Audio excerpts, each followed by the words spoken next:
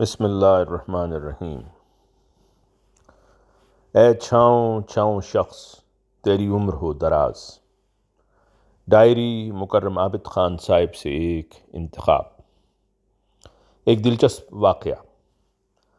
خاکسار نے حضور انور اید اللہ تعالیٰ بنصر العزیز کی خدمت میں اس روز پیش آنے والے ایک دلچسپ واقعہ کا بیان کیا۔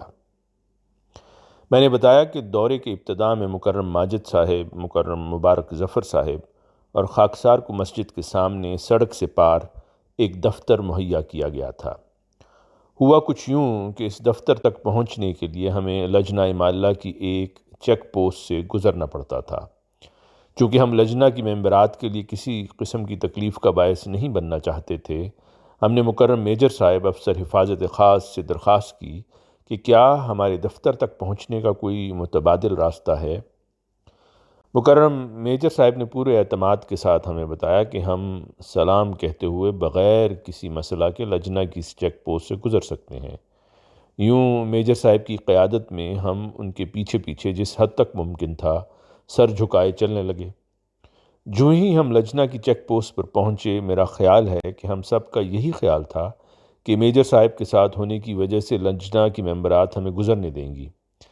تاہم ڈیوٹی پر موجود دو کم عمر لجنہ ممبرات نے انہیں نہ پہچانا اور نہ ہی ہم میں سے کسی اور کو پہچانا، اور نہایت تندہی سے اصرار کیا کہ سڑک کی دوسری طرف جانے سے قبل ہماری چیکنگ ہوگی، اور سب سے پہلے میجر صاحب کو اپنے بازو کھول کر چیکنگ کروانی پڑی، جو ایک ممبر لجنہ نے اپنے ہاتھ میں پکڑے ایک سکینر سے کی، پھر ماجد صاحب کو اور پھر مبارک صاحب کو اور آخر پر خاکسار کو۔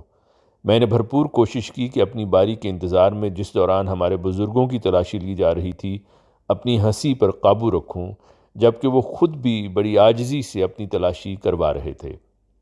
بہرحال چیکنگ کے بعد وہ سب سڑک عبور کرنے کے لیے کلیئر تھے، لیکن میری باری پر سکینر کی بیپ بجنے لگی، جس پر لجنہ ممبر نے اصرار کیا کہ میں اپنی جیبیں خالی کروں۔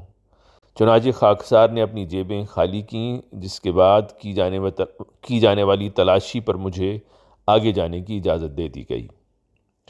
یہ واقعہ سن کر حضور انور خوب محظوظ ہوئے اور استفسار فرمایا کہ تو کیا انہوں نے میجر صاحب کی بھی مکمل سیکیورٹی چیکنگ کی؟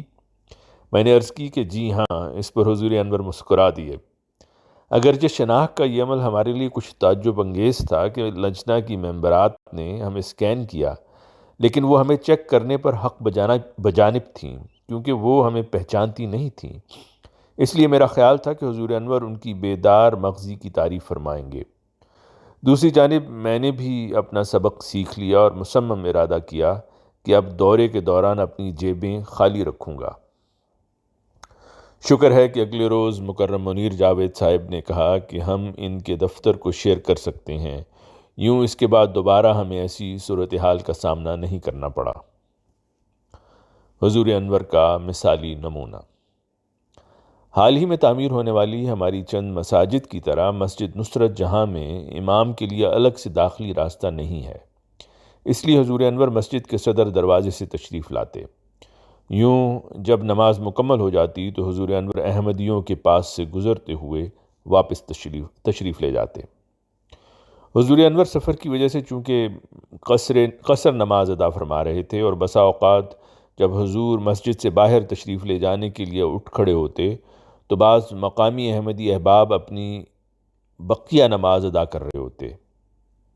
حضور انور نہایت صبر اور حوصلے سے ایک طرف انتظار فرماتے تاکہ انفرادی نماز ادا کرنے والے اپنی نماز مکمل کر لیں اور انہیں کسی پریشانی کا سامنا نہ ہو۔ جب وہ نماز ادا کر لیتے تو ہی حضور انور ان کے سامنے سے گزرتے۔ جب میں نے حضور انور کو صبر سے انتظار فرماتے دیکھا تو مجھے خیال آیا کہ اس میں تمام احمدی احباب کے لیے ایک سبق ہے۔ ہم بسا اوقات دیکھتے ہیں کہ لوگ ابھی نماز ادا کر رہے ہوتے ہیں تو دوسرے لوگ انتظار کرنے کی بجائے ان کے آگے سے گزرنے لگتے ہیں۔ ایسے لوگ کسی قدر ہی مصروف کیوں نہ ہوں، لیکن یہ ممکن نہیں کہ وہ خلیفہ وقت سے بھی زیادہ مصروف ہوں گے جو ایسے مواقع پر صبر اور حوصلہ دکھاتے ہیں۔ ایک جذباتی خادم۔ ایک روز میری ملاقات ایک احمدی خادم کنوز انور عمر 37 سال سے ہوئی، جو ڈنمارک میں پلے بڑھے تھے۔ حضور انور کے دورہ کے دوران وہ مسجد میں مختلف ڈیوٹیز سر انجام دیتے رہے۔ انہوں نے مجھے بتایا کہ چند سال قبل وہ جماعت اور احمدیت سے دور ہو گئے تھے، تاہم اس دوران انہیں کبھی اندرونی سکون یا اطمینان حاصل نہیں ہوا، اور پھر چند سالوں کے بعد وہ مسجد واپس آئے ہیں۔ وہ پریشان تھے کہ شاید انہیں تحقیر آمیز رویہ کا سامنا کرنا پڑے یا کوئی انہیں ڈانٹ پلائے، کیونکہ وہ ایک لمبے عرصے سے مسجد نہیں آئے تھے۔ وہ حیران تھے کہ ان کو فوری طور پر خوش آمدید کہا گیا، اور امیر صاحب اور دیگر ممبران جماعت نے ان کی خوب حوصلہ افزائی کی۔ پھر حضور انور کے ڈنمارک کے دورہ سے چند ہفتے قبل کنوز صاحب نے خود لندن جا کر حضور انور سے ملاقات کی۔ اپنے جذبات کو بیان کرتے ہوئے کنوز صاحب نے بتایا کہ جب میں حضور انور سے لندن میں ملا تو مجھے فوراً ہی یہ احساس ہوا کہ جماعت سے دور ہو کر میں نے کس قدر غلطی کی ہے۔ ہمارے خلیفہ کے دل میں ہر احمدی کے لیے سوائے محبت کی اور کچھ بھی نہیں ہے، حتیٰ کہ میرے جیسے لوگوں کے لیے بھی۔ میں اس بات پر استغفار کرتے ہوئے اللہ کی بخشش کا طلبگار ہوں کہ میں اس بابرکت جماعت سے دور ہو گیا تھا۔ انہوں نے مجھے مزید بتایا کہ جماعت اور خلیفہ وقت کے ساتھ دوبارہ تعلق جوڑنے کے بعد انہوں نے خود میں کیا تبدیلی محسوس کی ہے۔ کنوز صاحب نے بتایا کہ جب میں اپنی پرانی حالت کو دیکھتا ہوں تو اپنے آپ کو ایک ایسے شخص کی مانند پاتا ہوں جو کڑواہٹ سے بھرا ہوا تھا۔ میرا نوجوان بیٹا ہے، کہتا ہے کہ جب سے میں نے دوبارہ مسجد سے رابطہ بحال کیا ہے اس نے میرے میں ایک بڑی تبدیلی دیکھی ہے۔ وہ کہتا ہے کہ اب وہ مجھ سے زیادہ پیار کرتا ہے، اور یہ کہ اب میں ویسا ہی باپ ہوں جیسا کہ وہ ہمیشہ خواہش رکھتا تھا۔ ایک احمدی خاتون کے جذبات۔ میری ملاقات ایک خاتون قانتہ لعیق صاحبہ سے ہوئی جن کی چند لمحات قبل زندگی میں پہلی مرتبہ حضرت خلیفۃ المسیح سے ملاقات ہوئی تھی۔ ایک دن قبل ان کی خالہ صبوحی حرم محترم حضور انور سے بھی ملاقات ہوئی تھی۔ اپنی آنکھوں سے آنسو صاف کرتے ہوئے قانتہ صاحبہ نے بتایا کہ آج میں اپنی زندگی میں پہلی مرتبہ خلیفہ وقت سے ملی ہوں، اور میں سوچ بھی نہیں سکتی تھی کہ کوئی ہستی ایسی خوبصورت اور انمول ہو سکتی ہے۔ حضور انور کی موجودگی میں گزرے ہوئے وہ لمحات ساری زندگی میرے ساتھ رہیں گے۔ خالہ صبوحی سے ملاقات کے بارے میں انہوں نے بتایا کہ جب میں آپا جان سے ملی تو مجھے ایسا لگا جیسے میں اپنی والدہ سے مل رہی ہوں، کیونکہ وہ بہت محبت کرنے والی اور شفیق ہیں۔ آپ نہایت پر حکمت وجود ہیں، اور آپ نے ہمیں عائلی معاملات کے حوالہ سے اہم نصائح فرمائیں۔ مثال کے طور پر آپ نے بتایا کہ اگر کسی میاں بیوی میں باہم کوئی جھگڑا ہو جاتا ہے تو انہیں اس حوالے سے بچوں کے سامنے کوئی بات نہیں کرنی چاہیے یا ان پر غصہ نہیں کرنا چاہیے۔ مکرمہ قانتہ صاحبہ نے مزید بتایا کہ ہم نے آپا جان سے پوچھا کہ ان کی ذاتی زندگی کیسے گزرتی ہے، تو آپ نے ہمیں بتایا کہ آپ اور حضور انور ایک بہت سادہ زندگی گزارتے ہیں اور اپنے گھریلو فرائض اور کام خود بجا لاتے ہیں۔ یہ سننا میرے لیے سخت تعجب انگیز تھا۔ ایک سادہ زندگی، یہ سننے پر میں نے ان کو بتایا کہ میں نے خود دیکھا ہے کہ حضور انور اور خالہ صبوحی کس قدر سادہ زندگی گزارتے ہیں۔ اس قدر مصروفیت اور اہم ذمہ داریوں کے باوجود آپ دونوں دوسروں پر کبھی انحصار نہیں کرتے، بلکہ معمول کے مطابق اپنے گھریلو کام اپنے ہاتھ سے انجام دیتے ہیں۔ مثال کے طور پر حضور انور نے مجھے بتایا ہے کہ بسا اوقات آپ کے گھر میں کچھ چیزیں ٹھیک کرنے والی ہوتی ہیں تو بجائے کسی کو بلانے کے آپ وہ چیزیں خود ٹھیک کر لیتے ہیں۔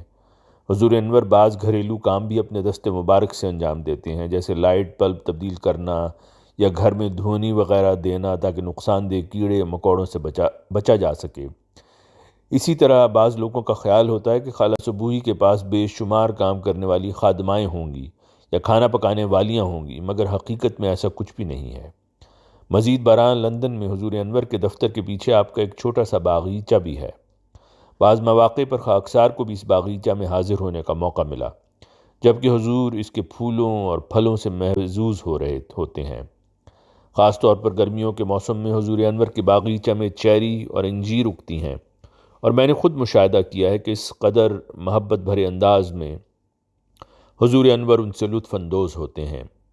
بسا اوقات حضور انور ایدُ اللہ خاکسار کو فرماتے ہیں کہ ایک شاخ کو پکڑوں اور آپ اس کی کٹائی کرتے ہیں، اور ایک دوسرے موقع پر آپ نے خود پکے ہوئے پھل اتارے اور مجھے فرمایا کہ میں ان کو ایک بیگ میں ڈال لوں۔ اس دوران حضور انور نے چند پھلوں کو چکھا اور مجھے بھی چکھنے کے لیے کہا۔ وہ لمحات بہت خاص تھے اور میں خود فرط حیرت میں ڈوب جاتا ہوں کہ حضور انور بجائے دوسروں پر انحصار کرنے کے اس طرح کے کاموں کو اپنے دست مبارک سے انجام دیتے ہیں۔ سچائی کی اہمیت۔ میری ملاقات ایک خاتون شائستہ نگائے صاحبہ سے ہوئی جو لجنہ امائلہ ڈنمارک کی سیکریٹری ضیافت ہیں۔ شائستہ صاحبہ کی ملاقات بھی خالہ سبوئی سے ہوئی، جس کے بارے میں انہوں نے مجھے بتایا کہ آپا جان بہت سادہ اور عاجز ہیں، اور ہم سب آپ کے ساتھ وقت گزار کر بہت مستفیض ہوئی ہیں۔